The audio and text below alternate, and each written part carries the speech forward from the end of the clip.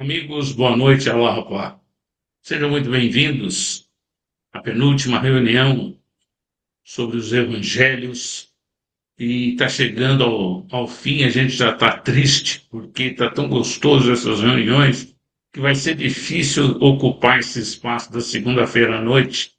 A gente vai ficar esperando o Marco chamar a gente. Mas, de qualquer maneira, mais do que nunca, hoje nós temos um tema, sim, para completar o da semana passada, que foi o Evangelho de João, que ficou assim, sabe, pensativo, gostoso, para a gente digerir. Hoje, paixão e ressurreição. Tudo bem, Marco? Tudo ótimo, tudo ótimo. Uma satisfação tê-lo novamente. Fica à vontade, Marco Oliveira. Olha. Então, ao longo das últimas sessões, à medida que íamos falando de cada um dos evangelhos, eu fui dizendo que naquelas abordagens eu não ia falar da paixão e da ressurreição, que estava em cada um dos evangelhos, que ia deixar para uma sessão à parte. Porque este é um tema transversal a todos os evangelhos. E é um tema central da fé cristã. E devido a essa centralidade, merece um destaque especial. Merece uma atenção especial neste estudo sobre os Evangelhos numa perspectiva histórica e numa perspectiva Bahá'í. Estes são os tópicos que temos para esta sessão. Podem perceber, com um pequeno exercício de memória, que temos mais tópicos hoje do que tivemos nas sessões anteriores. Mais uma vez lembro que a tradução da Bíblia que eu estou a usar é a tradução publicada pelos monges capuchinhos, aqui em Portugal, e que as traduções das escrituras Bahá'ís são da minha autoria.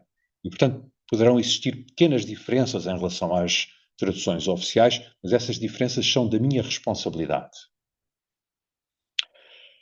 Os Bahá'ís acreditam que as revelações do passado, aquelas que estão na base das grandes religiões mundiais, essas revelações têm origem divina. Abraão, Moisés, Jesus, Muhammad foram portadores de revelações divinas. E aqui, por vezes, nós somos confrontados com uma questão. Qual é que é a narrativa correta da paixão? Aquelas que estão no Novo Testamento ou a que está no Alcorão? Porque se atendermos ao texto literalmente, no Novo Testamento e no Alcorão, encontramos ali diferenças significativas. E Shoghi Effendi, o guardião da fé, esclareceu, de facto, essas diferenças. Ele explicou essas diferenças. Ele diz o seguinte: embora não possamos imaginar exatamente como eram os manifestantes do passado distante, podemos ter a certeza de duas coisas. Eles devem ter sido capazes de chegar aos seus semelhantes de uma forma normal, tal como Bahá'u'lláh chegou à sua geração, e foram enviados por Deus. E, portanto, eram seres divinos. A crucificação, tal como é narrada no Novo Testamento, está correta. O significado da versão corânica é que o Espírito de Cristo não foi crucificado.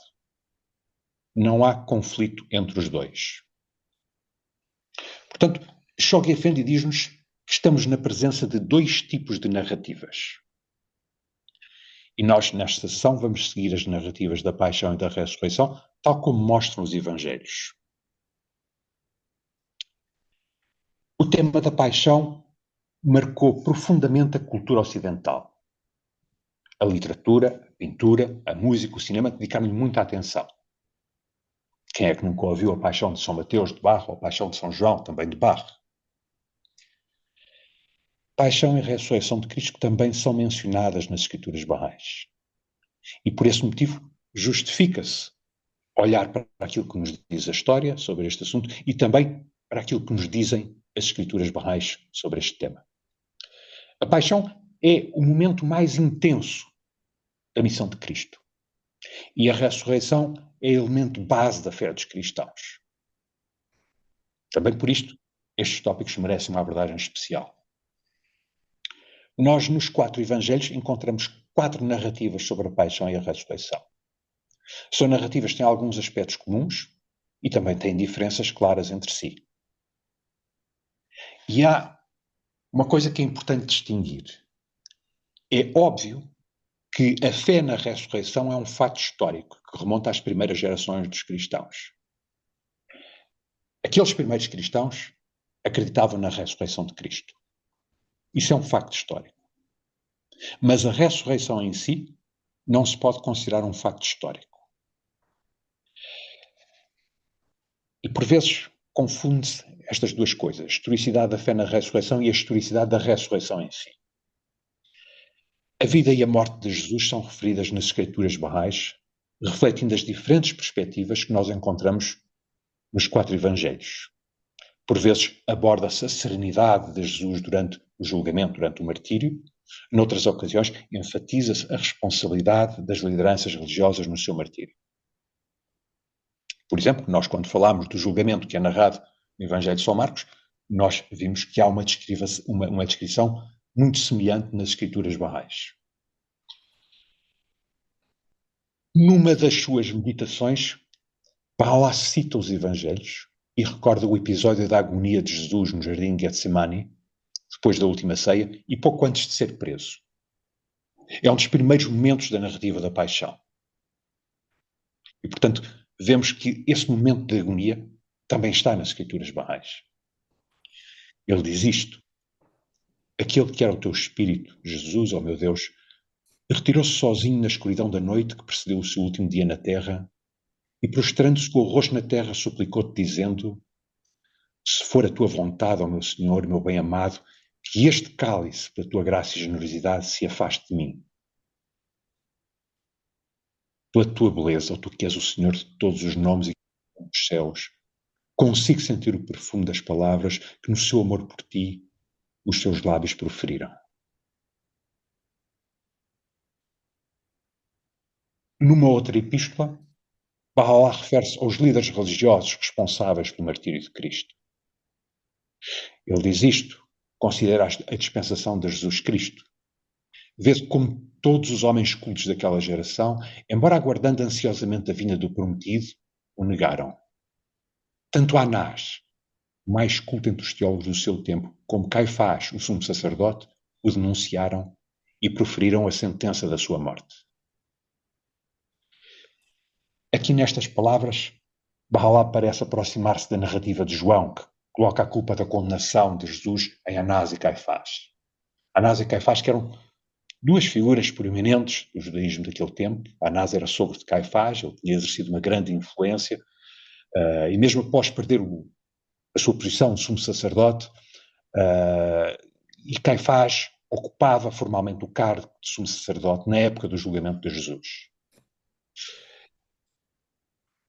Anás e Caifás, que não foram esquecidos na arte, e que são por vezes recordados como símbolos da maldade e da perversão. Aqui uma ilustração do Jacques Tissot. Bom, como é que a história, como é que os historiadores olham para a paixão e a ressurreição de Jesus? Será que nós podemos saber o que realmente se passou? A história é o estudo dos eventos do passado. E o trabalho dos historiadores é, no fundo, fazer uma análise crítica às evidências históricas que têm em mãos.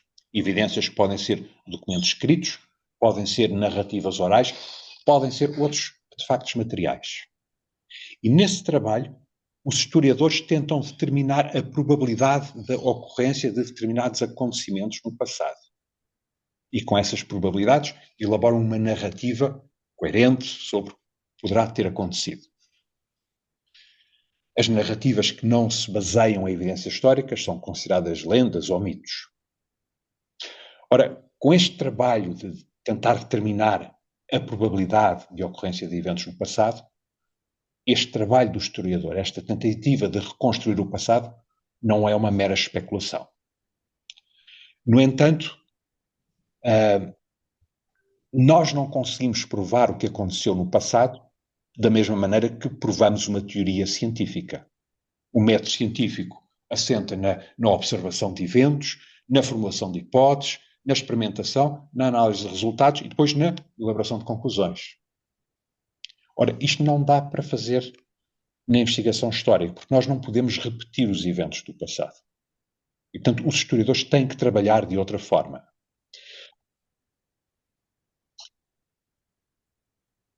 E os historiadores recolhem evidências. Evidências que eles tentam classificar. Classificam-nas para dar algum rigor racional e alguma objetividade ao seu trabalho. Esta tabela mostra, de forma simplificada, como é que se podem classificar as evidências históricas. Por exemplo, narrativas orais que são transmitidas durante vários anos, durante várias décadas ou séculos, são consideradas evidências. Mas testemunhos oculares são considerados evidências fortes. Um testemunho isolado é uma evidência fraca, mas um testemunho que é confirmado por outros testemunhos tende a ser uma evidência forte. Um testemunho que pretende afirmar uma doutrina ou uma ideologia é considerado uma evidência fraca, mas um testemunho desinteressado e sem qualquer comentário é considerado uma evidência forte.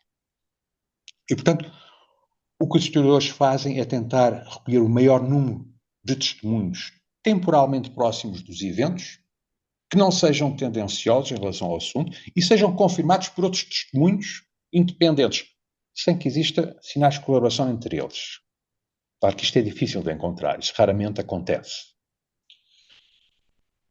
Portanto, os textos e as narrativas orais são artefactos históricos e podem ser tratados como tal. Naturalmente, isto aplica-se aos textos do Novo Testamento. É claro que existem processos de investigação histórica que não são válidos, não são aceitáveis. Por exemplo, um historiador não pode assumir a verdade de determinadas conclusões à partida e depois ir à procura apenas de evidências que justificam essas conclusões. E também não pode rejeitar certas evidências apenas porque não convém às suas conclusões, que estão estabelecidas a priori. Portanto, a investigação histórica não pode seguir por rumos tendenciosos ou deixar-se influenciar por preconceitos. Tem que ter uma base racional. E a história, enquanto disciplina de reconstrução de narrativas sobre o passado, também deve ter bases sólidas e racionais. Isto aplica-se à religião e aplica-se à teologia. Isto é, as crenças pessoais de um historiador não devem influenciar o resultado da investigação histórica.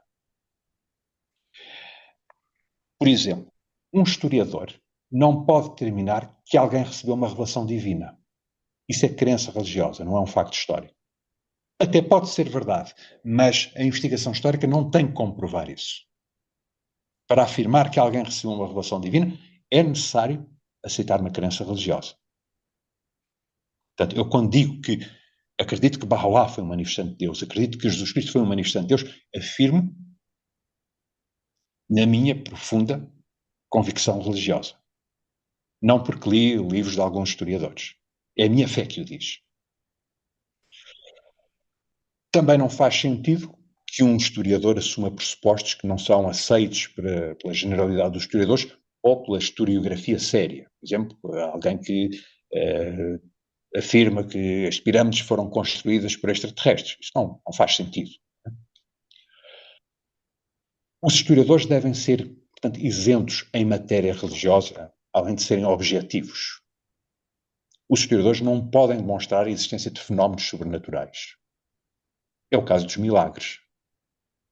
As narrativas dos milagres podem ser objeto de investigação histórica, mas não seja para demonstrar que aconteceu algo que não se consegue explicar. Agora, quando alguém diz que tem o poder de fazer milagres, de fazer curas milagrosas, o que o historiador pode fazer é confirmar que havia uma pessoa que estava doente antes de um evento e que ficou curada depois desse evento. O historiador pode determinar isso. O que o historiador não pode dizer é que houve uma intervenção divina através do curandeiro. Ora bem, este tipo de análise também se aplica às narrativas da paixão e da ressurreição. os historiadores não podem provar se houve milagres num passado distante. E não é por serem materialistas ou antirreligiosos, não. É evidente que há historiadores que são crentes e acreditam em milagres e na ressurreição. Mas esses historiadores apresentam os textos do Novo Testamento com provas desses milagres. Mas, no entanto, eles rejeitam provas de outros fenómenos milagrosos que são atribuídos a outras personagens do passado, como a elevação do rei Rómulo aos céus ou as narrativas sobre Apolónio de Tiana. Mesmo entre cristãos, há divergência sobre aquilo que pode ser considerado um milagre e quais são as provas que fundamentam esse milagre. Por exemplo, um número significativo de católicos acredita nas aparições da Virgem Maria. Mas os protestantes não aceitam essas aparições. Portanto, há que manter a distância e a objetividade quando estamos a falar de sobrenatural numa perspectiva histórica. Paixão, que como falámos nos últimos dias no grupo do WhatsApp, a paixão de Cristo que é celebrada na Sexta-feira Santa. Paixão refere-se ao período de sofrimento, ao julgamento e à morte de Jesus. E é um termo da teologia cristã que é usado exatamente para descrever esses eventos e esses sofrimentos de Jesus. Os 4 evangelhos foram escritos 40 a 70 anos depois da crucificação. Cada um apresenta a sua própria narrativa, que nem sempre é consistente com as restantes. E a maioria das igrejas cristãs teve o cuidado de nunca reunir essas 4 narrativas numa única, nem manifestar preferência por qualquer uma dessas narrativas. Preferiu sempre considerar que cada uma dessas narrativas, que estão nos Evangelhos, contribui com a sua própria riqueza e tem a sua própria legitimidade para nos mostrar aquilo que sabemos sobre Cristo. É evidente que qualquer pessoa é livre para imaginar um quinto Evangelho que tenta conciliar os outros 4, mas isso não é a melhor forma de interpretar os 4 Evangelhos que temos. O mais provável é que aquilo que aconteceu não esteja descrito em nenhum dos Evangelhos. Em Marcos, falámos de Marcos na segunda sessão. Em Marcos nós temos os episódios mais conhecidos da Paixão. A entrada e aclamação em Jerusalém, a entrada no templo, o discurso sobre a destruição do templo, a mulher que vem ungir Jesus com óleo, como uma preparação para um enterro, a última ceia, a detenção no jardim de Getsemane, o julgamento de Jesus perante o Sinédrio, a negação de Pedro e a acusação de blasfémia. E o autor do Evangelho de Marcos põe na boca de Jesus as palavras: meu Deus, por que me abandonaste? Uma alusão ao Salmo 22, que começa exatamente com estas palavras. Uma alusão onde há um desespero aparente. Mas o Salmo 22 é um salmo de vitória. E depois percebemos pelo texto de Marcos que a morte de Jesus é uma morte que tem um sentido redentor. Uma morte que vem libertar o povo. E depois da morte de Jesus, no texto de Marcos, temos a cortina do templo que se rasga, o centurião que afirma que ele era filho de Deus. Nada disto é confirmado por outra fonte não cristã. E percebemos que há aqui, que deve existir aqui, simbolismos muito fortes. Marcos apresenta-nos um Jesus que é um filho de Deus que tem que sofrer. Em Marcos, os discípulos não percebem bem quem é Jesus. E após a confissão de fé de Pedro, Jesus começa a ser explícito sobre o seu destino. Ele por 3 vezes vai profetizar a sua paixão. No capítulo 8, ele diz que vai ser rejeitado e morto, e depois repreende Pedro, que criticava essa profecia. Depois volta a profetizar a sua morte a quando da transfiguração. E profetiza pela última vez, quando Tiago e João pedem um lugar de destaque no reino. E Jesus diz-lhe que se o seguirem, certamente enfrentarão a morte e que ele próprio dará a vida pela redenção de muitos outros. Em Mateus encontramos uma narrativa da paixão que se baseia no texto de Marcos. As diferenças de Mateus enfatizam sobretudo a inocência de Jesus e a culpa das autoridades judaicas que exigem a morte de Jesus.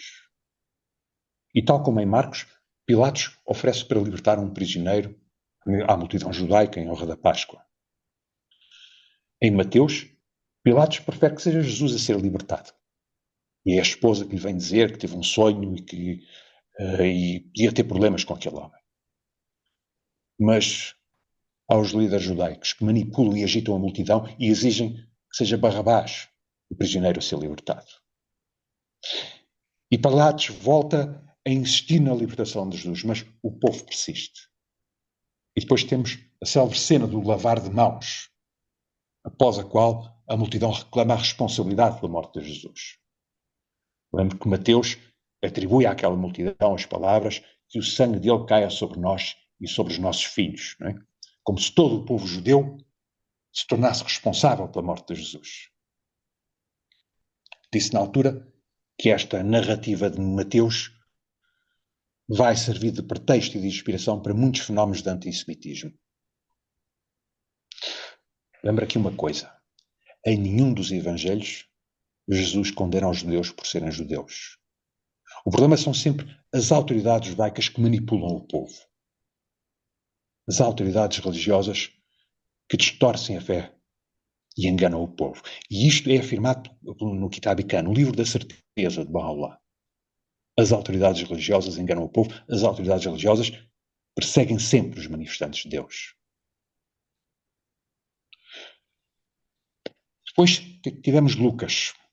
Lucas que descreve Jesus como um profeta, na linha dos grandes profetas de Israel, que são perseguidos, até são martirizados pelo próprio povo. E o Jesus que nos mostra Lucas é um Jesus que sabe que tem de morrer como profeta e não tem dúvidas sobre isso. E durante a crucificação, ele não está em silêncio, não está perturbado. Ele diz para um grupo de mulheres que está junto à cruz: filhas de Jerusalém, não chorem por mim, chorei antes por vós mesmos e pelos vossos filhos. Também tem a frase: perdoa-lhes, Pai, porque não sabem o que fazem. É crucificado na companhia de dois ladrões. Há um que o insulta, que ironiza, e outro que diz: está calado, nós temos de estar aqui. E Jesus dirige-se a esse ladrão arrependido e diz-lhe: em verdade te digo, hoje estarás comigo no paraíso. Se em Marcos as últimas palavras de Jesus eram: meu Deus, porque me abandonastes, em Lucas, as palavras finais de Jesus são: Pai, nas tuas mãos entrego o meu espírito. É como se Marcos descrevesse um Jesus inseguro sobre a necessidade da sua morte. Em Lucas não há insegurança. Os dois relatos sobre a ascensão de Jesus no jardim de Getsemane são bem diferentes. Em Marcos, Jesus parece abandonado por amigos e companheiros, quase desesperado. Em Lucas não há desespero, há certeza da sua condição. Um profeta que vai ser martirizado. E isto são diferenças significativas, não se pode ignorar. Não. Marcos e Lucas não dizem. Tchau. Desculpa, beijinho. Em Marcos há uma agonia que vai até ao fim. Em Lucas há uma morte serena. Em Marcos há uma série de eventos em torno da morte de Jesus. A sua morte é um sacrifício redentor. A cortina do templo rasga-se depois da morte e o centurião afirma: em verdade este homem era filho de Deus. Lucas também tem estes eventos, mas apresenta-os de outra maneira. A cortina do templo não se rasga após a morte de Jesus, mas antes da morte de Jesus, quando a escuridão envolve a terra. E o centurião tem palavras diferentes. O centurião diz: este homem realmente era inocente. Portanto, Lucas enfatiza o caráter redentor da morte de Jesus. É uma morte de um profeta que é morto injustamente. Falei na altura, quando abordámos o Evangelho de Lucas, que para Lucas matar um profeta é o maior dos pecados. E depois temos a narrativa de João. Os últimos capítulos do Evangelho de João têm um relato da paixão e da ressurreição mais ou menos semelhante aos sinóticos. Um Jesus que é condenado a ser crucificado por instigação dos inimigos, e depois da sua morte ele é sepultado por José de Arimateia e no primeiro dia da semana ressuscita. A paixão apresentada pelos sinóticos mostra-nos um Jesus que está silencioso perante Pilatos. A paixão apresentada por João mostra-nos um Jesus que entra em diálogo com Pilatos. Em João, o Jesus que está na cruz não pronuncia o meu Deus, por que me abandonaste, mas apenas e serenamente, tudo está consumado. Na cruz, ele recomenda a mãe ao cuidado daquele discípulo amado, a possível fonte do Evangelho de João. Este discípulo amado também estava presente na última refeição e é o primeiro a chegar ao túmulo vazio, depois de Maria Madalena. Nada disto está nos sinóticos. E, no entanto, é possível que muitas das fontes de João para narrar a paixão fossem as mesmas que Marcos.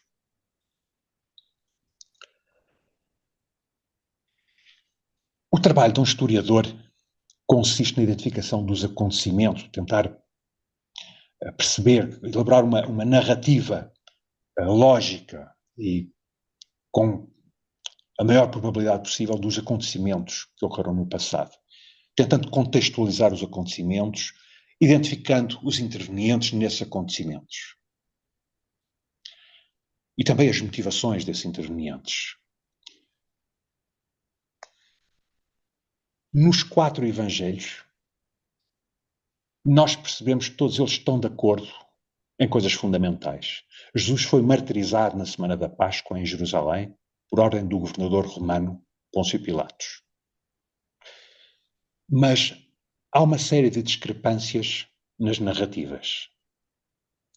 E as discrepâncias que eu vou apresentar aqui na forma de questões foram levantadas por um teólogo cristão. Quando exatamente é que teve lugar o funeral de Jesus? João diz que o corpo ficou preparado na sexta-feira à noite. Lucas diz que os perfumes ficaram prontos ao anoitecer de sexta. Marcos diz que estes não foram trazidos antes do anoitecer de sábado.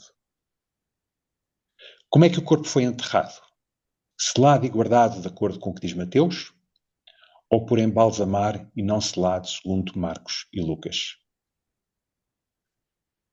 Em que momento de domingo é que a primeira testemunha foi ao túmulo? João diz que ainda era escuro. Mateus e Lucas dizem que era a alvorada. E Marcos diz que foi depois do nascer do sol. E quem foi a primeira pessoa a chegar ao túmulo? João diz que foi Maria Madalena.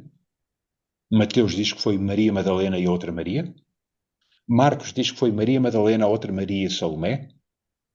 E Lucas diz que foi Maria Madalena, a outra Maria, Joana e várias mulheres. E elas viram a pedra a ser removida, como nos diz Mateus, ou quando lá chegaram isso já tinha acontecido, como dizem Lucas, Marcos e João? O que é que elas viram? Um anjo, como dizem Mateus e Marcos, ou 2, como dizem Lucas e João? E viram no exterior do túmulo, como diz Mateus, ou no interior, como dizem os outros evangelistas? Como é que estes anjos não eram visíveis quando o túmulo foi visitado ao mesmo tempo por Pedro, conforme relata Lucas, e por João, conforme relata João? As mulheres entraram no túmulo antes de ouvir a mensagem do anjo, como dizem Marcos e Lucas? Pois, como diz Mateus. E qual era a mensagem que elas tinham de entregar aos discípulos? Que Jesus ressuscitado iria muito em breve aparecer perante eles, como dizem Lucas e João? Ou apenas mais tarde na Galileia, como dizem Mateus e Marcos? E com estas notícias, elas ficaram cheias de medo e não disseram nada a ninguém, como diz Marcos? Ou ficaram cheias de alegria e disseram imediatamente a todos os discípulos, como dizem os outros evangelistas? Elas saíram dali e foram logo avisar os discípulos sobre o que tinham visto, como nos diz João, ou não, como dizem os outros evangelistas? E o que é que as pessoas junto ao túmulo disseram às mulheres?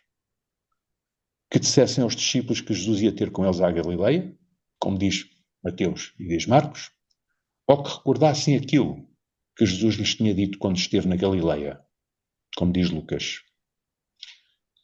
As mulheres disseram aos discípulos o que lhes tinha sido dito, conforme diz Mateus e diz Lucas, ou não, conforme diz Marcos. E o que é que os discípulos viram Jesus, conforme diz Mateus, Lucas e João, ou não viram? E onde é que o viram? Apenas na Galileia, como diz Mateus, ou apenas em Jerusalém, como diz Lucas?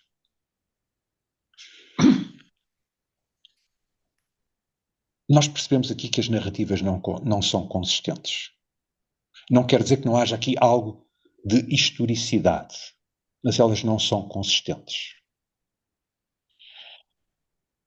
Mas isso é normal.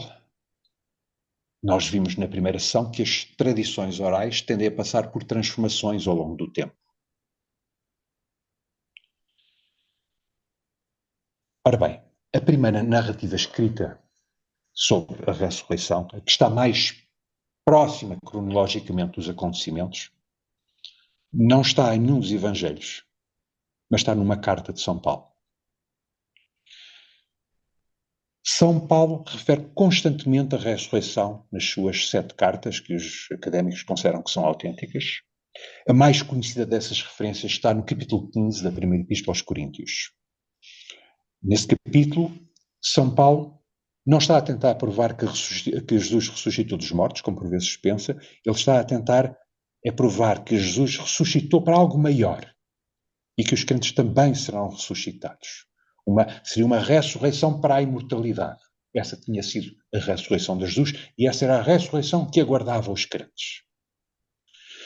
E as palavras de Paulo nesse capítulo 15 da primeira Epístola aos Coríntios são as seguintes. Transmiti-vos em primeiro lugar o que eu próprio recebi.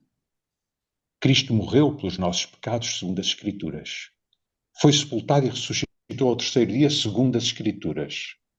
Apareceu a Cefas e depois aos 12. Em seguida, apareceu a mais de 500 irmãos de uma só vez, a maior parte dos quais ainda vive, enquanto alguns já morreram. Depois apareceu a Tiago e a seguir a todos os apóstolos.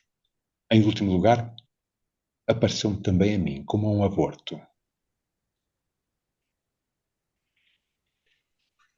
As cartas de Paulo são os primeiros escritos cristãos da antiguidade. A maioria terá sido escrita na década de 50 do primeiro século, 10 a 15 anos antes do primeiro evangelho, Marcos.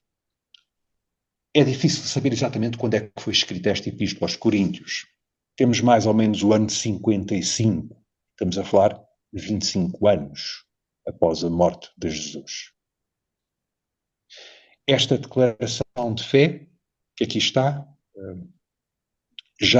este texto inclui uma declaração de fé que era aquela que Paulo aprendeu e que já era conhecida também dos cristãos em Corinto.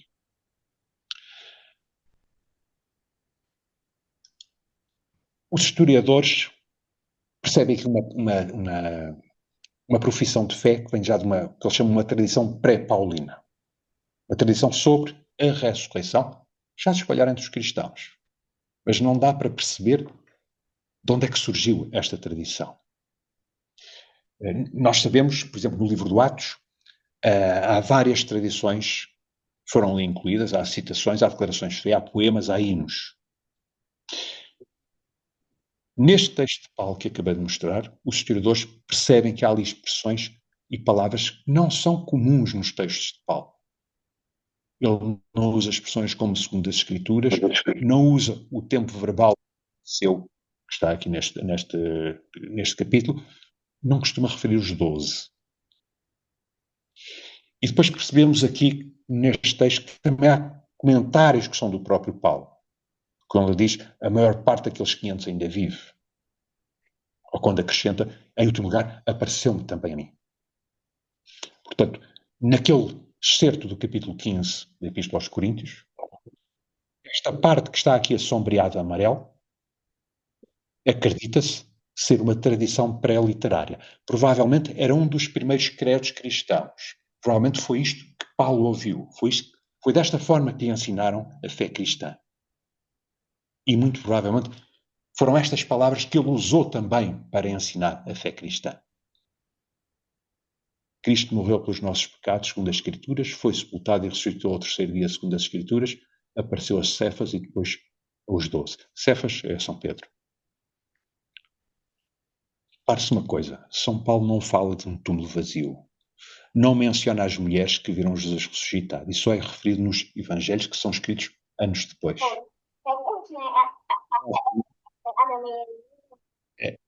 O túmulo vazio e as aparições são duas tradições orais que surgem de forma independente e foram combinadas numa única, os evangelhos de Mateus e de Lucas.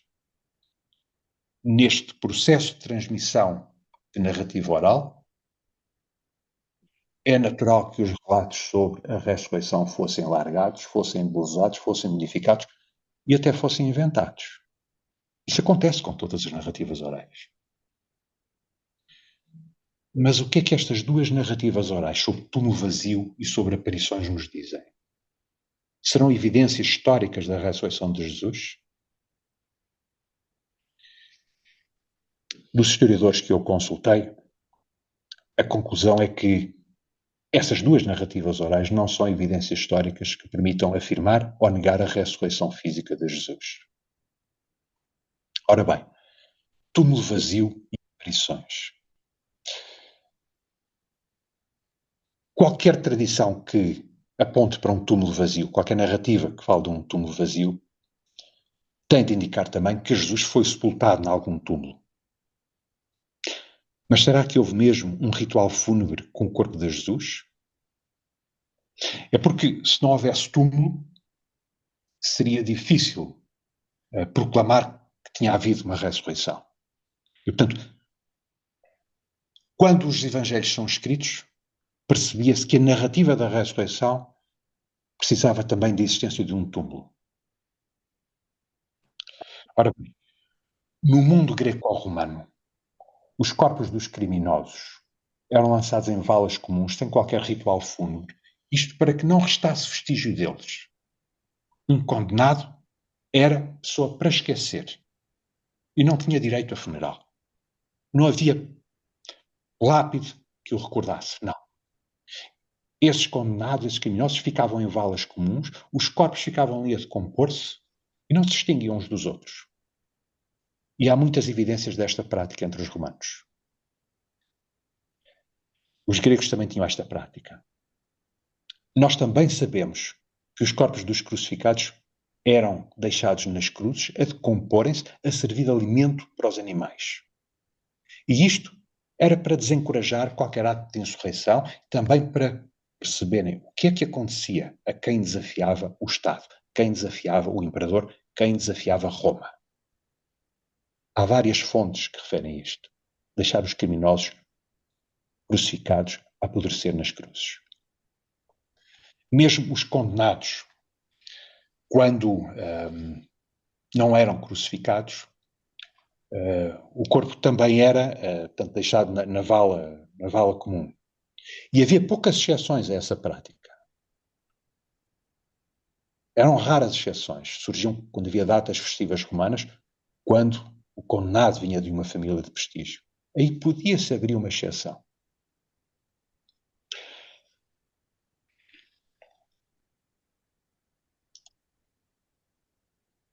Afinal, quem é que pode ter realizado o funeral de Jesus? Segundo as tradições, segundo as narrativas dos evangelhos, Jesus não tinha família em Jerusalém. Portanto, naturalmente, a família não tinha um túmulo ali. Por outro lado, os textos dizem que os seus seguidores fugiram do local e, portanto, não estavam presentes para realizar um enterro. E os romanos também não se iam importar em sepultar um crucificado. Não. E aqui surge uma personagem curiosa, José de Arimateia, uma personagem que vai fazer o funeral. Mateus diz que José era um homem rico, Lucas diz que era um membro do Sinédrio e que não concordou com a decisão nem com a ação do Sinédrio de condenar Jesus, e João diz que José de Arimateia era um discípulo de Jesus, mas era em segredo, que ele tinha medo das autoridades judaicas. E Marcos diz que José de Arimateia, um respeitável membro do Conselho, encheu-se de coragem e foi pedir a Pilatos o corpo de Jesus para que ele fosse sepultado. E Pilatos teria aceito o pedido, o corpo teria sido retirado da cruz, envolto num lençol, colocado num túmulo cavado numa rocha, sobre o qual se rolou uma pedra na sua entrada. Mas sobre José de Arimateia, Marcos diz-nos que ele pertencia ao Sinédrio. E também diz que o Sinédrio condenou Jesus por unanimidade. Portanto, parece que Marcos recolheu duas narrativas orais distintas. Uma que diz que José de Arimateia faz o funeral e outra diz que José de Arimateia era membro do conselho que condenou Jesus. Será que Marcos não percebeu que havia aqui uma discrepância? Ou que terá sido inventada uma destas narrativas? Não sabemos. São Paulo, nas suas cartas, não refere José de Arimateia, nem o funeral. Porquê é que aquele pequeno credo que está em Coríntios não menciona o funeral? Este pequeno credo foi escrito antes de Marcos. Nós percebemos que esta narrativa sobre José de Arimateia é frágil. Não é? Ele não é referido por Paulo. Paulo também diz que foi o Sinédrio que sepultou Jesus. Diz isso no livro. Isso está referido no livro dos Atos. E depois temos Pôncio Pilatos. Pilatos, que foi governador da Judeia durante mais de 10 anos. Um homem cruel, um homem extremamente violento, mesmo perante pessoas armadas. Governante mesquinho, perfeitamente incapaz de mostrar misericórdia, de mostrar bondade com os súbditos, mostrar respeito pelas tradições judaicas. Nós não sabemos muita coisa sobre Pilatos. Lucas diz, por exemplo, que Pilatos mandou executar alguns judeus que estavam a realizar os seus rituais religiosos. E isto coincide, por exemplo, com o perfil que nos apresenta Flávio Josefo. O Filo, que é contemporâneo de Pilatos, diz que o governo de Pilatos revelava a sua corrupção, a sua violência, os seus roubos, os seus ataques, o seu comportamento abusivo, as suas frequentes execuções de prisioneiros sem julgamento e a sua interminável selvageria feroz. E iria uma pessoa com este perfil alterar a sua prática, a sua política, mesmo que um membro do Sinédrio lhe pedisse respeitosamente o corpo de um crucificado para ser sepultado? O mais provável é que isso não acontecesse. Não é? E depois, sendo Pilatos esta pessoa, porquê é que José de Arimateia se iria arriscar a pedir o corpo de Pilatos para dar um funeral decente a Jesus? Com o passar do tempo, as narrativas cristãs acabaram por descrever Pilatos como um homem compreensivo em relação a Jesus, um homem que tinha dúvidas sobre a sua condenação. E, portanto, os relatos sobre o julgamento que são apresentados nos Evangelhos devem ser lidos com algum cuidado. Esse é o quadro Ecce Homo, do António Ciseri, que ilustra o momento em que Pilatos apresenta um Jesus flagelado à multidão. Ecce Homo, em latim, que significa eis o homem. Ora bem, a narrativa tradicional cristã sobre a ressurreição pressupõe que Jesus foi sepultado por alguém do Sinédrio e ou outras pessoas. João diz que também, Nicodemos também participou no funeral.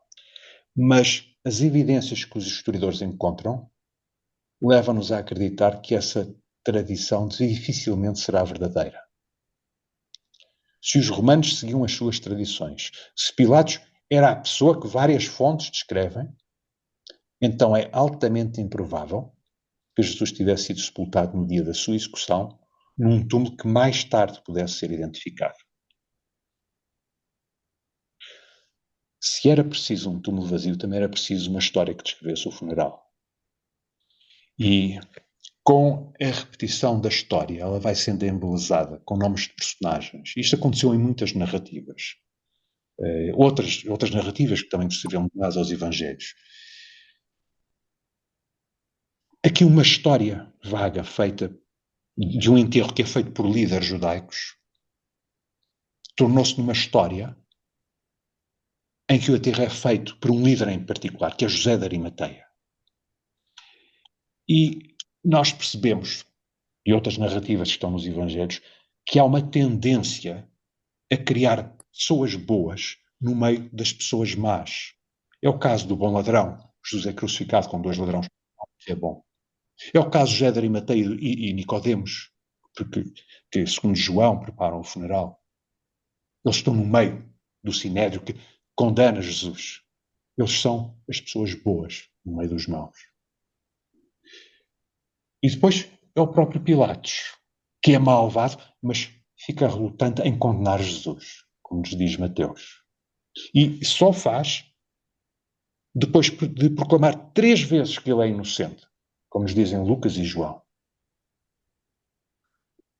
Os outros evangelhos descrevem Pilatos, não canónicos, descrevem Pilatos como um homem bom, para atribuir a culpa da morte aos judeus. E, portanto, esta história do José de Arimateia também parece cair neste padrão. Um bom que estava no meio dos maus e que, afinal, até era admirador de Jesus. Portanto, nós não percebemos, a história não nos consegue dizer se houve sepultamento, se houve enterro de Jesus, se Jesus recebeu os rituais fúnebres. Isto é o que a história nos diz. A fé Bahá'í não diz bem isso. O do Bahá'í fala do enterro de Jesus e diz o seguinte: eles não queriam que o corpo de sua santidade Jesus Cristo fosse sepultado num cemitério judaico. Os apóstolos foram comprar um pequeno terreno e sepultaram-no. Depois, os judeus levaram para lá o seu entulho. Posteriormente, os homens vieram e construíram ali uma grande igreja. Esta foi construída pela mãe de um dos Césares, passados 300 anos. Até hoje, em alguns locais, é conhecida como a Igreja do Entulho.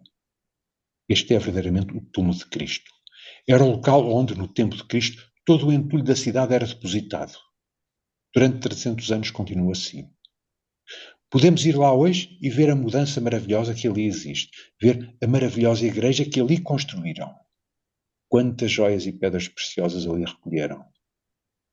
A estátua de Cristo está adornada com todos os tipos de pedras preciosas, tal como a estátua de Maria e outras.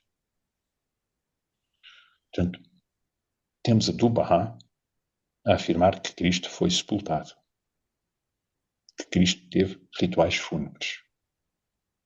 Mas isto é o que nos diz Abdu'l-Bahá.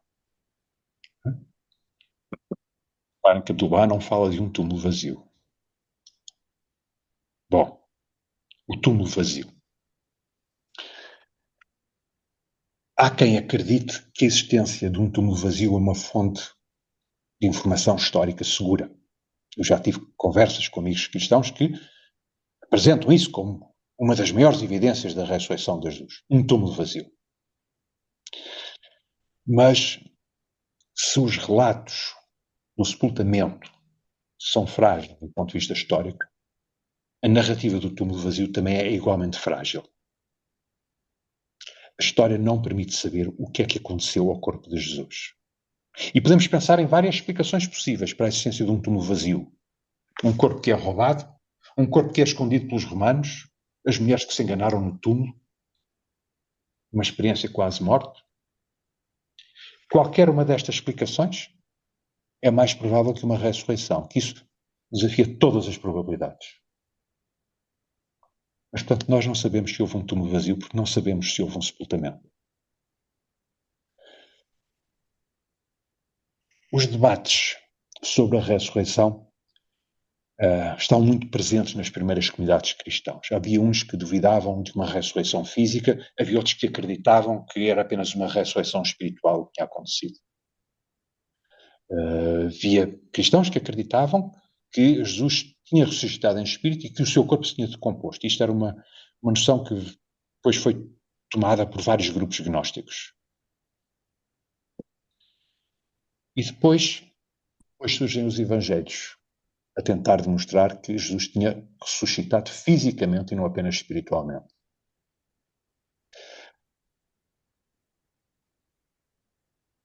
Marcos menciona um túmulo vazio e um corpo que desapareceu. Mateus é ainda mais explícito sobre a ressurreição física, porque Jesus aparece aos seus seguidores. E em Lucas, Jesus diz aos discípulos que ele tem carne e ossos e que não é apenas espírito, e come com eles para os convencer. E depois temos João. Em João, Jesus prepara uma refeição para os discípulos e convida-os a colocar os dedos nas suas vidas para mostrar que, de facto, ressuscitar fisicamente dos mortos.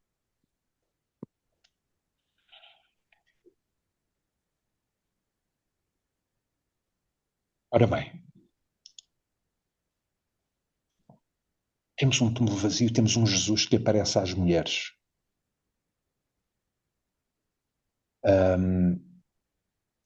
As narrativas dos evangelhos dizem que os discípulos, percebemos, os homens, fugiram e não estavam presentes na crucificação. Quem está presente na crucificação são as mulheres e o tal discípulo amado. Isto pode ter sido um facto histórico.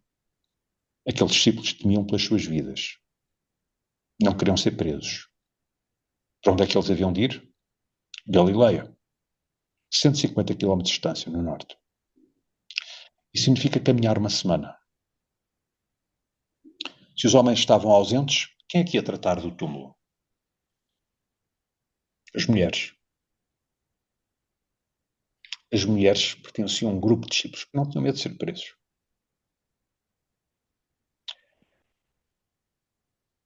Nós sabemos que as mulheres, nas primeiras comunidades cristãs, desempenharam papéis importantes. São Paulo, nas suas epístolas, dirige-se a várias mulheres que lideram comunidades.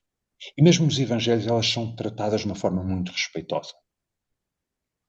E, portanto, havendo estas lideranças femininas, havendo essa participação feminina entre os seguidores de Jesus, é de admitir que elas contassem histórias sobre Jesus segundo essa perspectiva feminina, em que elas são testemunhas da vida e da morte de Jesus. E não é difícil de imaginar que algumas dessas histórias tivessem as mulheres a descobrir um túmulo vazio e tivessem as mulheres como sendo as primeiras a acreditar na ressurreição. E há ainda o contexto histórico, em que tipicamente preparar um corpo para sepultamento recaía sobre as mulheres, não sobre os homens. Isso podia ter acontecido com o corpo de Jesus. E, portanto, seria natural que fossem elas as primeiras a descobrir o túmulo vazio. Vamos supor que Marcos teve conhecimento desta tradição, das mulheres e do túmulo vazio. Por que é que ele ia incluir isso no texto? O texto de Marcos mostra-nos um Jesus a quem os discípulos não percebem exatamente quem ele é. Isto, apesar de todos os ensinamentos, apesar de todos os milagres, eles não percebem quem é Jesus. E no fim do Evangelho, quem é que percebe a ressurreição? São as mulheres. Do ponto de vista literário, isto é consistente. Esta narrativa das mulheres, que são elas as primeiras a acreditar na ressurreição, encaixa bem na narrativa de Marcos. Bom, quando os primeiros cristãos falavam de ressurreição, que tipo de ressurreição é que eles se referiam? Nós temos nos Evangelhos relatos de várias ressurreições. Por exemplo, esta imagem que temos aqui é a ressurreição do filho da viúva. São Paulo fala de uma ressurreição num corpo espiritual, num corpo glorioso. Mas os Evangelhos parecem insistir numa ressurreição física, uma ressurreição num corpo físico. Então, o que é que podemos dizer quanto à ressurreição? Nós podemos tentar reconstruir aquilo que provavelmente deve ter acontecido com base nas evidências que temos. E temos que admitir que há coisas que não sabemos e, se calhar, e muito provavelmente nunca iremos saber. Mas há coisas que sabemos. Sabemos que alguns seguidores de Jesus acreditavam que ele tinha ressuscitado. E acreditavam porque tiveram visões. Eles viram Jesus após a crucificação. E essas visões levaram-nos a pensar, a repensar quem tinha sido Jesus, a refletir sobre a identidade de Jesus. E é aí que começa o cristianismo. Bom, alguns seguidores de Jesus acreditaram que ele tinha ressuscitado, que Deus tinha ressuscitado Jesus, que ele teria um corpo imortal, que tinha sido elevado aos céus, e ali estava com o Criador. Mas esta crença no ressuscitar dos mortos não era comum. Havia muitos debates naquelas primeiras gerações de cristãos sobre o que é que significava exatamente essa ressurreição. Quem eram esses primeiros crentes que diziam que tinham visto Jesus? Que relatos? Os relatos escritos que nós recebemos sobre esses primeiros crentes que defendiam uma ressurreição, que falavam da ressurreição, são escritos muitos anos depois, e falam um pouco dos apóstolos. Nós também não sabemos bem quando é que as coisas podem ter acontecido. A tradição diz que ressuscitou ao terceiro dia. Isso parece mais uma declaração de fé do que propriamente uma informação histórica. Tinha um professor na Universidade Católica que dizia que isto era uma formulação literária, normal. Os discípulos fugiram de Jerusalém para a Galileia quando ele foi preso. E depois alguns viram-no. Mas se eles fugiram numa sexta-feira, não podiam viajar no sábado, que era o sábado. E para chegar à Galileia era pelo menos uma semana de caminhada. Se o viram na Galileia, passou pelo menos uma semana. Portanto, quanto tempo passou até que começassem a ver? Nós aqui também não temos informações sólidas. Nós sabemos que São Paulo afirma que Jesus ressuscitou num corpo espiritual. Não é apenas um corpo físico. É uma ressurreição num corpo espiritual, que também seria a ressurreição dos crentes. E esse corpo espiritual seria imortal, é superior a um corpo material. E esse, segundo São Paulo, seria o corpo do Jesus ressuscitado que saiu do túmulo. São Paulo não pensava como nós, a falar de corpo e espírito como coisas opostas, não é? Nós temos tendência a pensar de corpo e espírito como coisas bem distintas, em que o espírito é invisível e não é material, e o corpo é visível e é material, não é? O espírito intangível, o corpo palpável. Não é? Paulo acreditava nisto, no corpo espiritual, mas os opositores de São Paulo, na cidade de Corinto, insistiam que Jesus ressuscitara apenas em espírito e que a ressurreição dos mortos também seria apenas em espírito. E para esses opositores de Paulo, o corpo de Cristo morreu e desintegrou-se como todos os corpos. Era o espírito que estava vivo e tinha ascendido aos céus. E daqui vão surgir várias correntes gnósticas. Há um livro que é o Apocalipse Copta de Pedro, que está entre os pergaminhos de Nag Hammadi, que segue esta linha de pensamento. Ele apresenta um relato em primeira mão de Pedro sobre a crucificação, e nesse relato Jesus diz a Pedro que eles estão apenas a crucificar o seu corpo, não o seu espírito. Nós encontramos também nos Evangelhos diferentes narrativas sobre ressurreição. O Evangelho de Marcos não continha narrativa da ressurreição. O original terminava ali no capítulo 16, versículo 8. Mateus refere um anjo que remove a pedra do túmulo e anuncia às mulheres que Jesus ressuscitou. E depois é o próprio Jesus que aparece e mais tarde na Galileia vai aparecer aos discípulos. Em Lucas há duas figuras angélicas que dizem às mulheres que Jesus ressuscitou. E depois Jesus aparece a dois discípulos no caminho de Emaús. Eles não o reconhecem. Depois aparece aos 11 e até os convida a tocar nas suas feridas e vai comer com eles. Há aqui uma ênfase na ressurreição física. Lucas, que tinha sido companheiro de São Paulo, parece contrariar São Paulo quanto à natureza da ressurreição. E depois temos a narrativa de João sobre a ressurreição, também muito semelhante à de Lucas, mas mais intensa, com diálogos bem mais interessantes.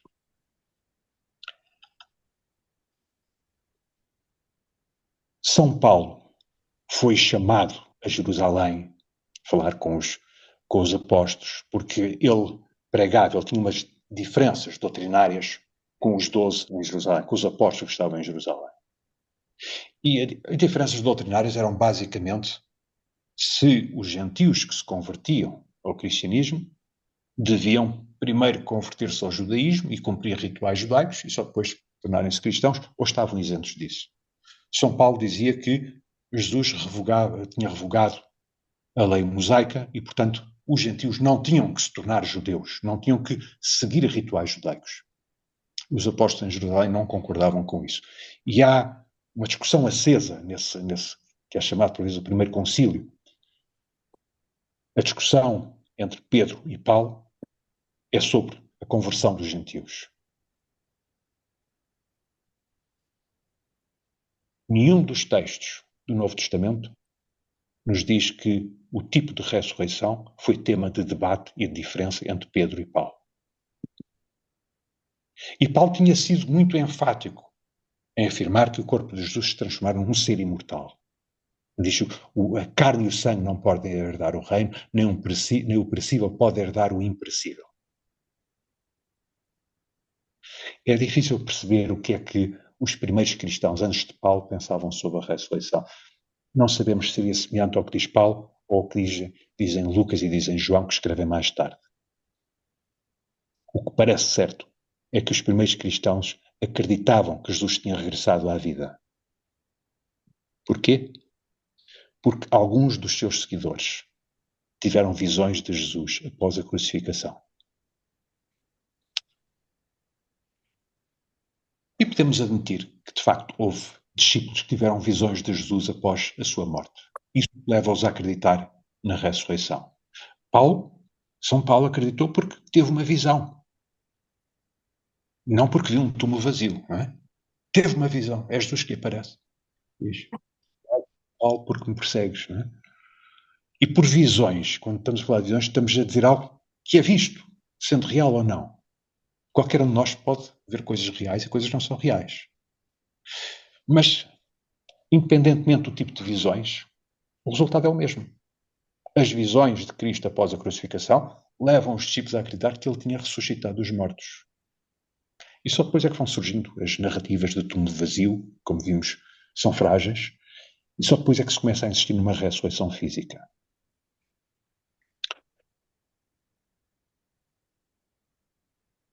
Quem é que pode ter tido visões de Jesus depois de ele morrer?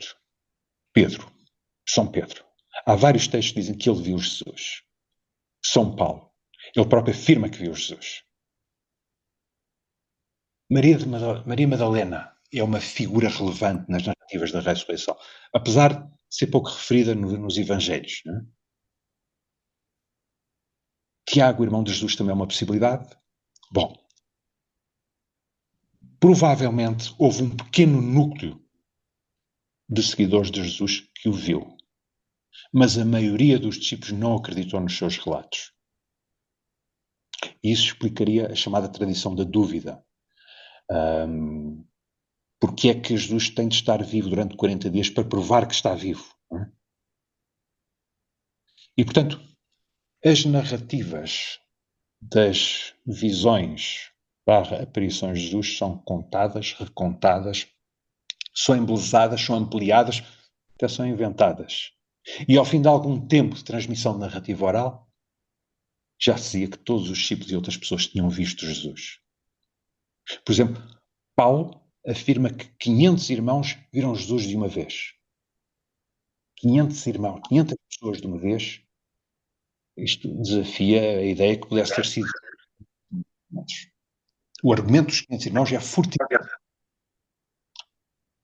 Mas é só Paulo que usa esse argumento.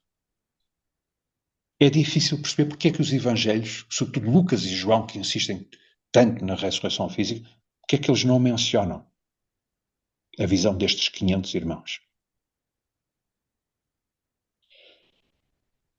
O que é que eles viram exatamente? Bom, hoje existem muitos estudos sobre experiências visionárias. E a experiência visionária mais comum é ver alguém que não está presente. E pessoas que estão sob muito stress, pessoas que vivenciam muita dor, um trauma profundo, uma angústia profunda, são mais suscetíveis a esse tipo de experiências. E nesse tipo de experiências, duas das mais comuns incluem a presença reconfortante de algum familiar falecido ou de uma figura religiosa respeitada. E os estudos indicam que há um número significativo de visões durante o luto. É a pessoa falecida que nos vem visitar. Eu tenho a certeza que muitos dos amigos que estão a assistir a esta sessão, que se já passaram uma experiência de luto de uma pessoa muito próxima, um familiar muito querido, muito próximo, provavelmente tiveram essa experiência. Ver a pessoa num sonho que parece quase real. É evidente que quem vivencia isto assume que são eventos verídicos. Quem não vivencia procura uma explicação psicológica. As pessoas enlutadas geralmente procuram a companhia de outros que sofrem a mesma dor. Recordar o falecido, partilhar histórias sobre a pessoa que faleceu. E nas visões das pessoas enlutadas, essa sensação de presença do falecido é uma constante.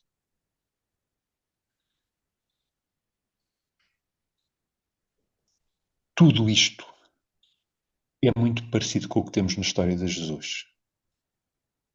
Os discípulos estavam cansados física e emocionalmente. Sentiam profundamente a ausência de Jesus. Tinham motivos para se sentirem culpados. Sentiam-se envergonhados por terem falhado com Jesus durante a sua vida. E depois tiveram as visões de Jesus após a sua morte e sentiram-se confortados com essa presença vívida. É como se sentissem o seu perdão.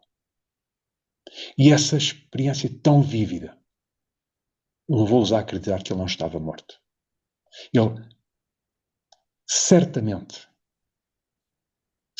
que aquelas experiências eram um sinal da sua eternidade, do seu poder. Certamente que aquela experiência tão vívida indicava que ele estava no reino dos céus. Terá mesmo havido o milagre da ressurreição? Claro que aqui os cristãos dirão que sim, e quem não é cristão dirá que não. Tipicamente, os crentes de uma confissão religiosa insistem nas evidências, nas provas dos seus milagres, mas não dão importância às evidências e às provas dos milagres de outras religiões. Os historiadores não conseguem provar se existiu ou não a ressurreição física. E a crença na ressurreição funciona, quer estas visões tenham sido reais ou não. As visões de Jesus, independentemente da sua natureza, foram uma experiência mística muito intensa, muito vívida, muito real para quem as vivenciou.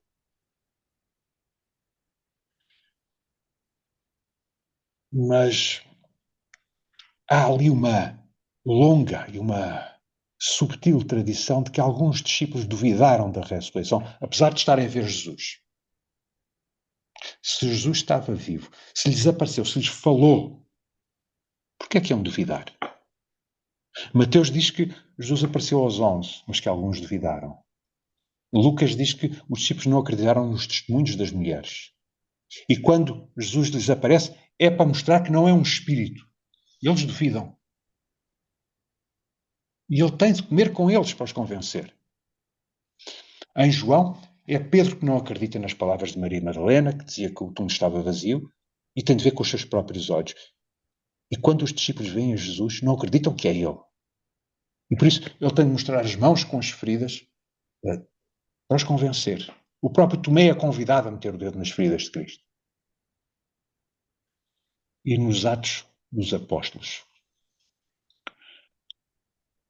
ali diz que após a ressurreição Jesus passou 40 dias com os discípulos, mostrando que estava vivo através de muitas provas. Que provas eram essas? Eram precisos 40 dias para os convencer? Parece mais lógico que foram precisos 40 dias para aqueles discípulos que tiveram aquelas visões que pareciam tão reais de um Cristo que os vinha confortar. 40 dias para convencer os outros que não acreditavam. Isso parece mais lógico. Geralmente as pessoas que têm visões não têm tendência a duvidar daquilo que veem. E, por vezes, afirmam com muita veemência que viram que aquilo era real. Porquê é que alguns discípulos não acreditavam nessas visões? Porquê é que precisavam de provas? Porquê é que essas dúvidas persistem durante 40 dias? Isso é algo que não temos resposta para estas questões. Não é? Portanto, há aqui muitas questões que vão ficando em aberto na história. Nestas visões nós temos, por exemplo, o episódio de 2 discípulos que vão na estrada para Emaús e não reconhecem Jesus. Nós temos também Maria Madalena que primeiramente não o reconhece, está no Evangelho de João, e depois há os discípulos que estão a pescar e ele aparece, mas só o discípulo amado, só o reconhecem depois do discípulo amado também o reconhecer. Como eu disse, há aqui muitas coisas, muitas questões para as quais não temos resposta. Bom, e o que é que dizem as Escrituras baais sobre a ressurreição de Cristo? Portanto, a ressurreição pode ser lida e interpretada na perspectiva das teologias cristãs, na perspectiva histórica e, claro, também na perspectiva Bahá'í. Naturalmente, a fé Bahá'í tem uma posição sobre este assunto. A fé Bahá'í considera que as narrativas sobre a ressurreição de Jesus têm um sentido simbólico e não um sentido literal. Que após a crucificação os discípulos ficaram assustados e esconderam-se, e passado alguns dias começaram a perceber a sua grandeza espiritual, entenderam que a sua morte tinha conferido uma condição de eternidade e sentiram que havia necessidade de divulgar a sua mensagem, perceberam que ele era eterno. E com isto, aquela igreja primitiva, que era como um corpo morto, despertou para uma nova vida espiritual. E isso, na perspectiva Bahá'í, é a verdadeira ressurreição. As narrativas das visões de Cristo, mesmo que possam ter a sua origem em experiências místicas ou sonhos quase reais, também devem ser entendidas nessa perspectiva simbólica. Esta perspectiva sobre o simbolismo da ressurreição é repetida várias vezes, quer pelo Guardião da Fé Bahá'í, quer pela Casa Universal de Justiça, e é compatível com aquilo que, com praticamente tudo aquilo que a investigação histórica nos tem revelado até hoje. Vamos ver agora alguns textos baixos sobre a ressurreição. No livro Respostas a algumas perguntas, Abdu'l-Bahá diz: está registado no Evangelho que após o martírio de Cristo, as trevas caíram, a terra tremeu, o véu do templo rasgou-se em dois e os mortos ressuscitaram dos seus túmulos. Se isto tivesse acontecido exteriormente, teria sido prodigioso. Um tal acontecimento teria sido, sem dúvida, registado nas crónicas da época e teria tomado de medo os corações dos homens. No mínimo, os soldados teriam retirado Cristo da cruz ou teriam fugido. Mas como estes acontecimentos não foram registados em nenhuma história, é evidente que não devem ser entendidos literalmente, mas de acordo com o seu significado interior. O nosso propósito não é negar, mas apenas dizer que estes relatos não constituem uma prova decisiva e que têm um significado interior. Nada mais. O mesmo livro, Abdu'l-Bahá, diz o seguinte: após o martírio de Cristo, os apóstolos ficaram perplexos e assustados. A realidade de Cristo, que consiste nos seus ensinamentos, nas suas bênçãos, nas suas perfeições e no seu poder espiritual, ficou oculta e desapareceu durante 2 ou 3 dias após o seu martírio, e não apareceu nem se manifestou externamente. De facto, era como se estivesse totalmente perdida. A causa de Cristo era, pois, como um corpo sem vida. Após 3 dias, os apóstolos tornaram-se firmes e decididos, levantaram-se para ajudar a causa de Cristo, resolveram promover os ensinamentos divinos e seguir os conselhos do seu Senhor e esforçaram-se por servi-lo. Então, a realidade de Cristo tornou-se resplandecente, a sua graça brilhou, a sua religião encontrou uma nova vida. E depois sobre o efeito redentor da crucificação. O facto da crucificação, na perspectiva mais ser entendida de forma simbólica, isso não significa que a influência de Cristo ou o seu estatuto seja diminuído. Pelo contrário, ela é enfatizada, é valorizada em termos superlativos. Eu acho que nunca encontrei nenhuma descrição feita por um cristão que descrevesse o efeito redentor da morte de Cristo como Baha'u'lláh faz. Baha'u'lláh apresenta-nos uma redenção que não é apenas individual, é também uma redenção coletiva, é uma redenção civilizacional. Estas são palavras de uma epístola de Baha'u'lláh dirigida a um bispo cristão que vivia em Constantinopla. Ele diz o seguinte: sabe que quando o Filho do Homem entregou o Espírito a Deus, toda a criação chorou num grande pranto. Ao sacrificar-se, porém, uma nova capacidade infundiu-se em todas as coisas criadas. As suas evidências, como se testemunham todos os povos da terra, estão agora manifestas diante de ti.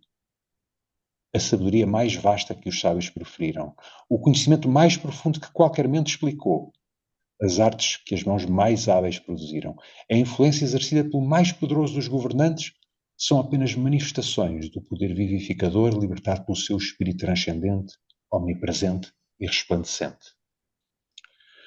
Testemunhamos que quando ele veio ao mundo, ele derramou o esplendor da sua glória sobre todas as coisas criadas.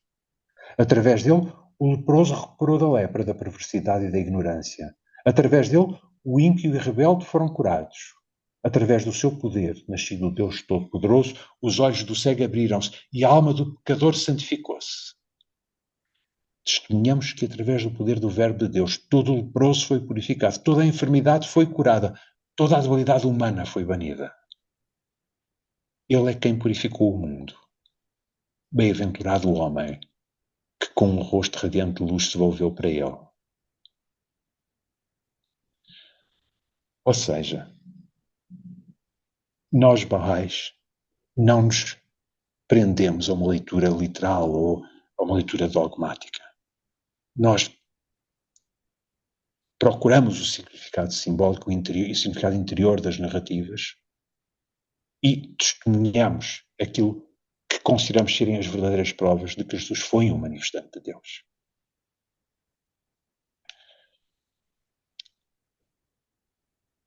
Na fé Bahá'í, nós consideramos que os manifestantes de Deus estão num plano de existência divina, um plano de existência divina que supera a condição dos seres humanos comuns. E porque todos estão nesse plano de existência divina, nós podemos dizer que eles são todos iguais, porque têm os mesmos atributos comuns. E também, simultaneamente, são diferentes, porque as suas missões respondem a especificidades concretas, a necessidades concretas. E há uma epístola, que é esta que estou aqui a mostrar, em que Baha'u'lláh invoca essa condição comum para afirmar que o surgimento da sua revelação pode ser comparado à ressurreição de Cristo. Isto é um significado de ressurreição que nem sempre é conhecido dos Baha'is. Isto é de um texto que foi traduzido há cerca de 10 anos, portanto não é assim tão conhecido. Ele diz o seguinte: ó sacerdotes, dizei aos nossos servos que não toquem os sinos, senão em seu nome, o todo-glorioso, o Altíssimo. Este é o dia em que os sedentes alcançaram o abundante rio da vida eterna e as almas almejantes contemplaram a visão do Todo-Misericordioso. Este é o dia em que os humildes foram exaltados, os pobres enriquecidos, os doentes curados, os surdos ouvem a sua melodia e os cegos conseguem ver. Dai graças, portanto, e não sejais daqueles que associam parceiros a Deus. O reino de Deus, em verdade, circula ao seu redor. Foi por sua causa que adornei a cruz com o meu corpo e depois ressuscitei dos mortos para aperfeiçoar a sua recordação entre os homens.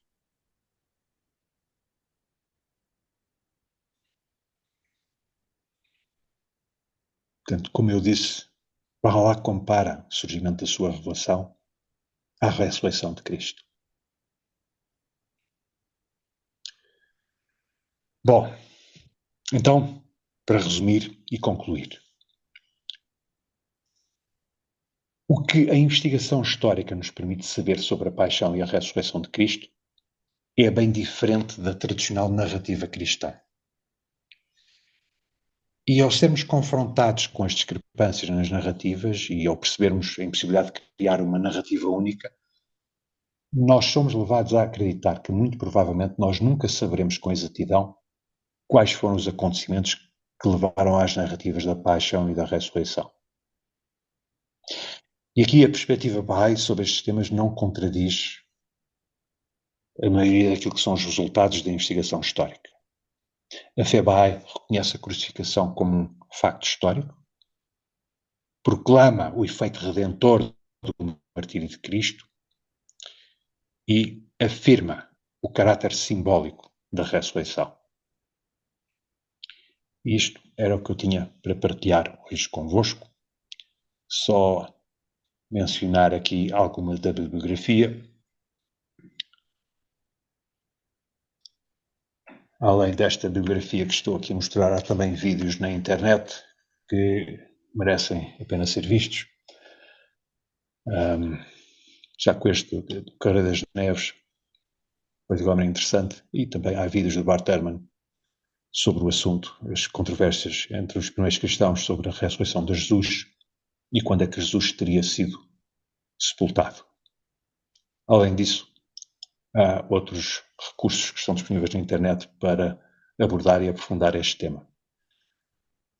Também não quero acabar esta sessão sem mais uma vez agradecer ao Adriano Macedo pela revisão que fez destes slides e ao grupo Rochin Alcântara pelo apoio na organização deste curso online. Muito obrigado pela presença de todos.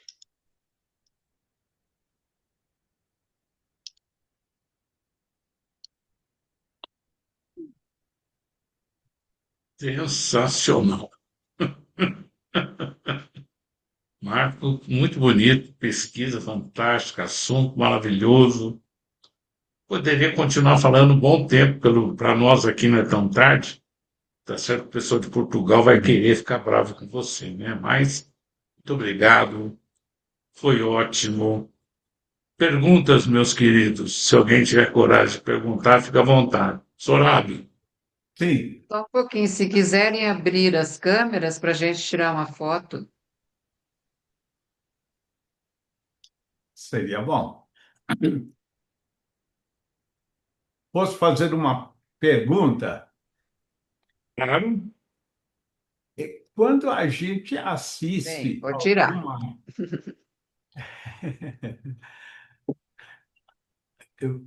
alguma missa numa igreja e o padre, numa parte, diz que sou católico, Apostólico. romano, tudo mais, não sei o quê, acredito na ressurreição da carne. De onde que veio esta frase? Eu penso que se deve estar a referir ao credo. Acho que é o credo. Glorioso, Deus eterno. A origem está nos evangelhos, não é? Os evangelhos começam a existir na ressurreição física. Sim, mas pelo que você mostrou, praticamente foram só visões. Não houve nenhuma ressurreição física. Por que Sim, que eles mas insistem desta maneira? como eu disse, as narrativas orais tendem a mudar ao longo do tempo. E havia, entre os primeiros cristãos, havia uma clivagem sobre a natureza da ressurreição. Era física, era espiritual, ou era algo diferente, como dizia São Paulo, uma ressurreição num corpo espiritual, num corpo glorioso. Essas narrativas evoluem com o tempo.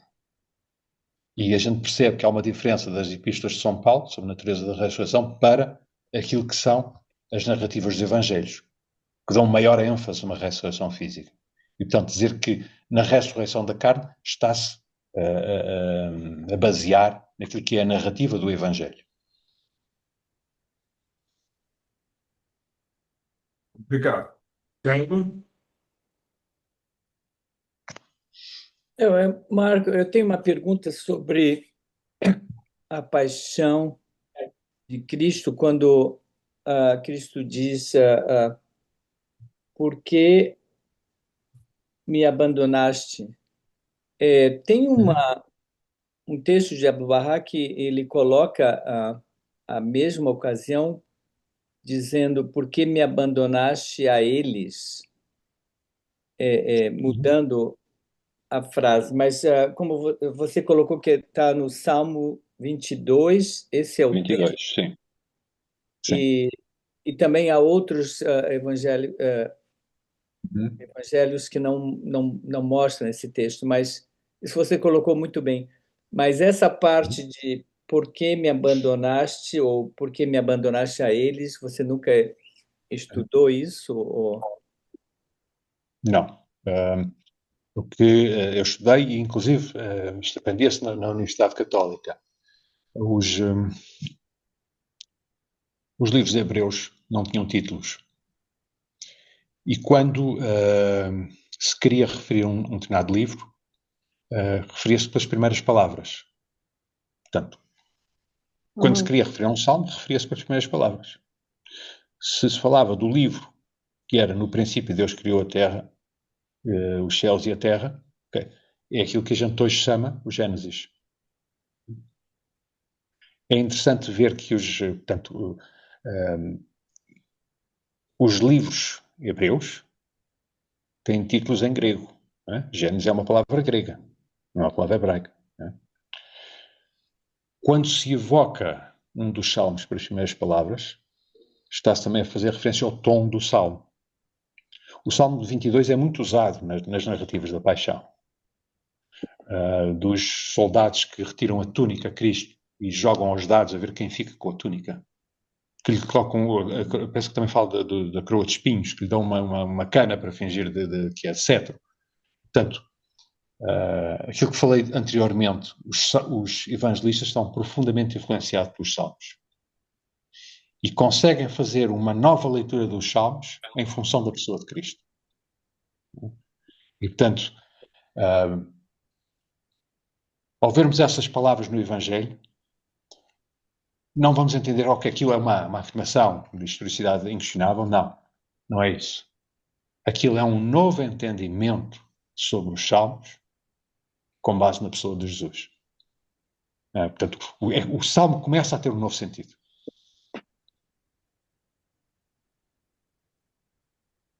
E volto a dizer, o Salmo 22 é um salmo de vitória. Os últimos versículos do salmo diz que ele, apesar de tudo isto, eu triunfei. Ok? Mais perguntas, amigos? Ok? Não, eu não sei se é pergunta. Posso falar, né? Pode. Mais alguém? Não sei se é pergunta, se é reflexão. Com tanta informação, o que me impressiona muito é o fenômeno mundial do cristianismo, né? É a religião mais difundida. Uhum. E apesar, não é, de todo esse contexto de narrativa, sendo narrativa histórica, com base mais em relatos orais e não no tempo vivido do que em narrativa teológica, é impressionante como realmente a força de Deus através deste personagem, Jesus Cristo, atinge a humanidade de uma forma tão intensa e tão profunda. Então, isso eu fico pensando assim, como nós temos Bahá'u'lláh como, ou a fé Bahá'í, né? Bahá'u'lláh na figura das figuras centrais sagradas, para nós é o ápice, né, dessa revelação, dessa época, e o início desta nova época, desta nova era. Me parece que Jesus Cristo antes de terminar aquele ciclo, né, adâmico, ele foi meio que quase que um ápice, né? Senão não teríamos esse Uhum. esse cristianismo tão difundido e tão amado e tão.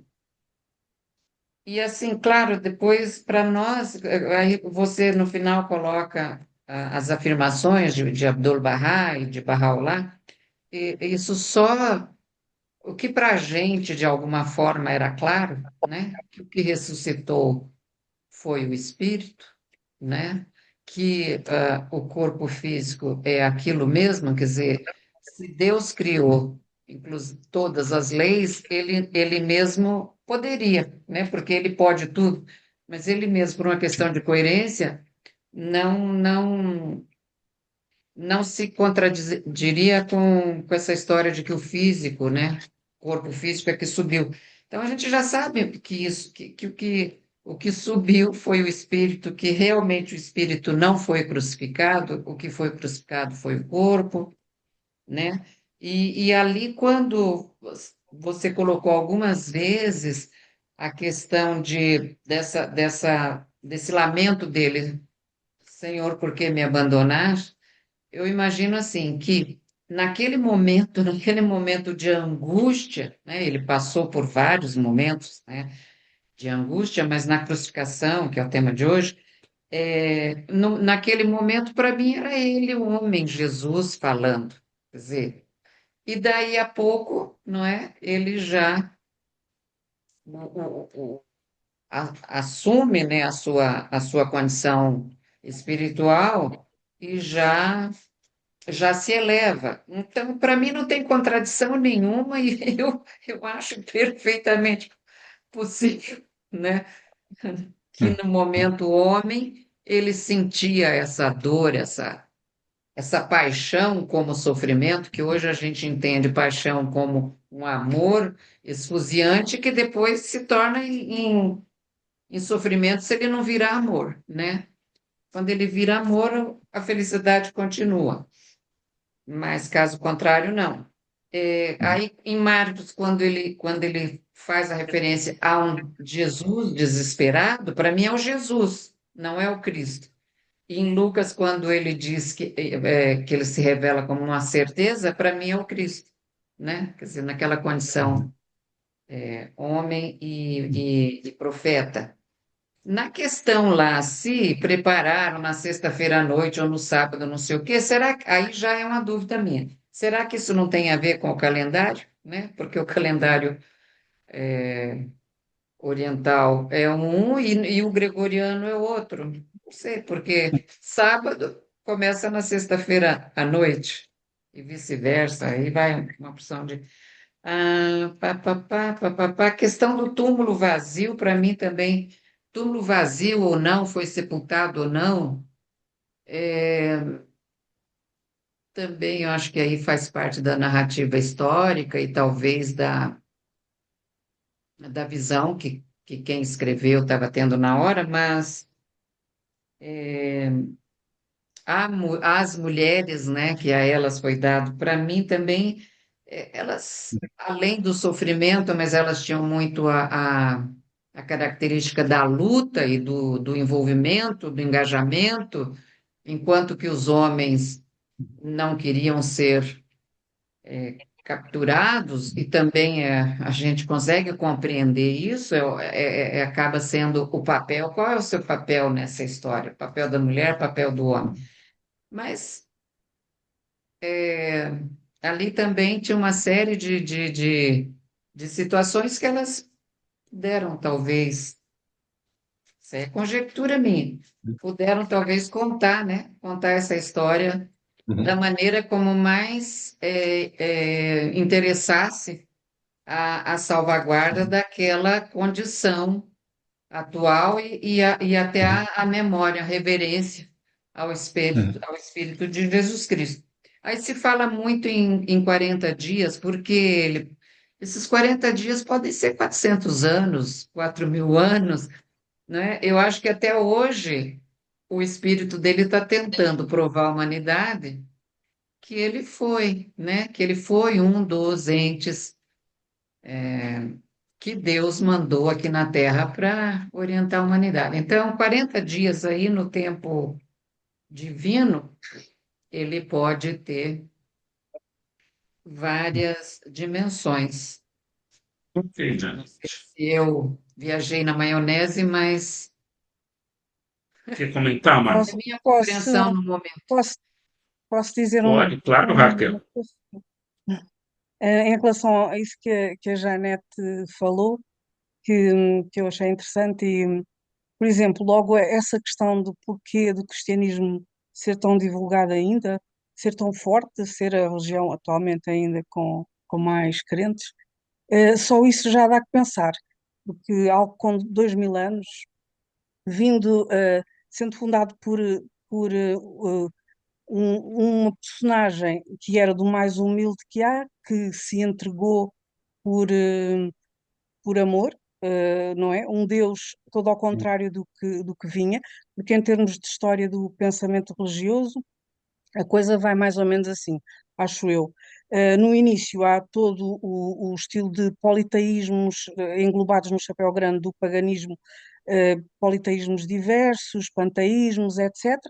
E, portanto, havia uma série de deuses que eram venerados, deuses com características humanas, mas mais poderosos, caprichosos, que exigiam sacrifícios, exigiam, era um deve e um haver, tu dás-me isto, eu dou-te aquilo, era um bocadinho nesta base. Depois houve algumas tentativas uns ensaios de monoteísmo com o zoroastrionismo, e também com a religião egípcia e alguma coisa com algumas formas do hinduísmo, o brahmanismo, mas o monoteísmo puro surgiu com o judaísmo. Houve ali uma ruptura, um corte civilizacional. Portanto, isto é uma novidade civilizacional. A partir daí passamos ao monoteísmo. Mas esse monoteísmo ainda era referente a um grupo, ou seja, o povo de Israel, era o eleito. No seguimento disto, dá-se uma nova ruptura civilizacional com o cristianismo, porque Jesus vem dar a continuidade do monoteísmo, mas dá outra face a Deus, enquanto que o Deus judaico é um Deus muito distante, transcendente, não é próximo, misericordioso sim, mas não é intimista. Cristo e Jesus, o cristianismo, traz um Deus como Pai e nós todos como irmãos, portanto, uma relação filial. E tudo isto é um mistério, é simbólico, sim, como foi dito, mas é uma revolução civilizacional. O Deus de Jesus inverte os termos, portanto, antes os deuses eram fortes e poderosos e eram violentos, se fosse preciso. Aqui é um Deus que é forte com os fracos, aliás, forte com os fortes e benévolo com os fracos. Então isto é todo um paradigma diferente e que vem até hoje, mesmo os direitos humanos e tudo mais, têm essa matriz. Nós não nos lembramos, não temos isso consciente, não temos isso no nosso dia a dia, está tão enraizado. Mas vem daí. Antes, até aí, nunca antes tinha Deus feito-se pequeno, pessoa, irmão, e ao mesmo tempo também é filho, e sei lá, a metáfora do sol, que também é muito usada na fé Bahá'í, aqui também pode entrar. É como se o astro Sol fosse Deus Pai, os raios de sol fossem Jesus, porque iluminam, mostram como é que é a face do Deus Pai, que no fundo, afinal, é humilde e é amoroso, sobretudo, quer-nos com muito amor, e depois o calor do sol, que é como o Espírito Santo. Porque nós não vemos, sentimos, enche-nos, preenche-nos, transborda. E isto é a Trindade, não é? Que é todo um mistério e que eu não consigo também compor com factos históricos e provar ou não. Mas tem um impacto muito forte civilizacional, provocou mudança e trouxe a tal unidade se fala da humanidade, quando na oração do Pai Nosso, quando nós dizemos Pai Nosso, é o nosso Pai, não é o meu nem é o teu, é nosso. Portanto, nós somos irmãos. Uh, É essa mudança que se dá em relação ao judaísmo. O monoteísmo passa a ser universal e não referente a uma etnia ou uma região. Então são muitas revoluções, são muitas mudanças civilizacionais. Daí eu acho que a força do cristianismo, pronto, isto há muito mais a dizer sobre isso, mas também não vou estar aqui agora a fazer. Nem sei se Obrigado, calhar não é Raquel. bem o sítio que eu deveria, não sei, mas pronto, como me apraz dizer. Não, tranquilo, Raquel. Muito obrigado pela sua Obrigada. colocação. Marco, Bem, você gostaria de comentar as eu perguntas, tenho medo, se os eu comentar o que diz a comentários? Raquel, eu também me vou alongar e vou ter aqui assim um longo diálogo com a Raquel. Mas é um diálogo que eu tenho prometido com a Raquel, não é? Portanto, eu vou deixar para outra ocasião. Já que nós vamos, então, nós vamos fazer os comentários. Nosso curso está chegando ao fim e nós consultamos essa semana. Já tivemos o Evangelho de Marcos, Mateus, Lucas, João. Hoje, Paixão e Ressurreição. Então a gente percebe para a colocação da Janete, colocação da Raquel, a gente tem dúvidas, a gente tem pensamentos. Então na semana que vem nós vamos ter se vocês olharem o calendário, está a confirmar. Então está confirmado, a semana que vem nós vamos ter uma reunião diferente, uma reunião para a gente poder colocar as nossas ideias, colocar o Marco na parede, perguntá-lo o que tem de dúvida. Olha, eu preciso que você esclareça quando o mal foi ver como é que fala? Se estava marcado as mãos de Jesus, é real ou não? Ele vai contar como é que era, como é que não era, de onde vem. Semana que vem é um dia especial, Marco. Quer comentar? É um tempo para comentar, para questionar. Nós, nestas questões, às vezes as respostas surgem ainda com mais questões. Mas é mesmo assim. É mesmo assim. E essas novas questões são respondidas com outras questões. É mesmo assim. Há coisas que muito provavelmente nunca vamos conseguir saber, mas na nossa busca pela verdade, nós vamos questionando. Não é? Nós fazemos questões. Um pequeno incentivo para a próxima segunda-feira. Nós vamos sortear um exemplar da tradução do professor Uau! Lourenço, dos 4 Evangelhos. É uma Ele edição não quis bilingue. sortear no dia de João porque eu ia ganhar, né? Sim, estava viciado se fosse João. Não é? Uma edição do Codex Vaticanus, portanto, um dos primeiros manuscritos que tem os 4 Evangelhos completos. Portanto, a sortear na próxima segunda-feira. Na próxima semana, então, gente, além das perguntas, das dúvidas, o Chinol, junto com o Marco, vai sortear um livro. Janete, você tem 5 segundos para perguntar. Menos. É que eu estou tão feliz de ver o Guilherme, que abriu a câmera, mas eu queria que ele falasse um pouquinho e acho que ele será um excelente comentarista na semana que vem, porque ele detém o conhecimento, ele também é um pesquisador. Ô, Guilherme, fala um pouquinho para a gente e confirma a sua presença semana que vem, por favor. Microfone aberto, fechado.